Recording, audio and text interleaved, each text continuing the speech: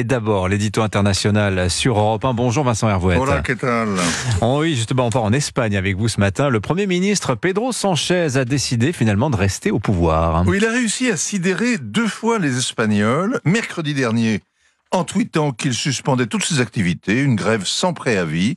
Même ses ministres les plus proches n'avaient pas été prévenus. Il s'est retiré aussitôt dans son palais de la Moncloa, comme s'il fuyait à Baden-Baden, et il s'est muré dans le silence pour 5 jours d'une profonde réflexion. Tout ça parce que Begoña, sa femme, fait l'objet d'une enquête préliminaire pour trafic d'influence et corruption, après qu'une association de droite a signalé au parquet que la compagnie aérienne qui parraine sa fondation a encaissé plusieurs centaines de millions d'euros de subventions post-Covid. Et puis, hier matin, Pedro Sánchez, après 5 jours, a réapparu, à l'heure où les fonctionnaires démarrent la semaine autour de la machine à café, et il les a de nouveau stupéfiés.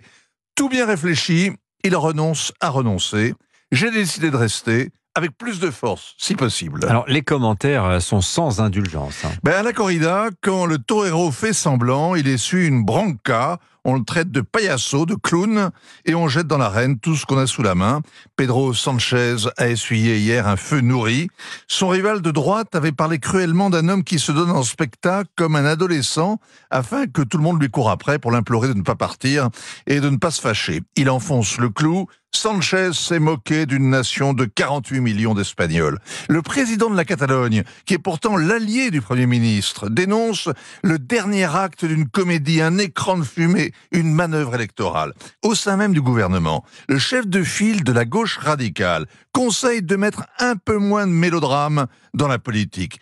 Pedro Sánchez cherchait un plébiscite, et à part les militants les plus fervents qui s'époumonaient samedi devant le siège du Parti Socialiste, ne nous quitte pas, personne ne croit à sa sincérité. Il voulait ressouder sa majorité en brandissant l'épouvantail de l'extrême droite et en criant au complot contre sa femme, mais il est trop malin, trop retors, tragédiante, comédiante, il n'a convaincu personne. C'est-à-dire que sa fausse sortie, Vincent, le mène dans l'impasse. L'heure de vérité, c'est dans 12 jours, avec les élections en Catalogne. Les sondages donnent le Parti populaire largement en tête, à 39%, 10 points devant les socialistes.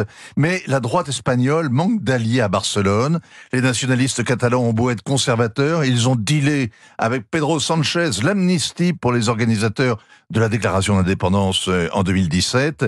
Et hier matin, Pedro Sánchez a promis le renouvellement de la démocratie espagnole, mise en danger, selon lui, par le mouvement réactionnaire mondial. Bon, la vérité est plus simple, Vincent, c'est que Pedro Sánchez n'a pas de majorité. Oui, mais la droite non plus. Et depuis des années, pour se maintenir au pouvoir, Pedro Sánchez fait semblant de croire que Franco revient, et à coup de réformes sociétales et de provocations aussi, il s'emploie d'ailleurs à le faire regretter. Le résultat, c'est une société polarisé, un système politique épuisé. L'amnistie des indépendantistes en échange du maintien au pouvoir est une faute.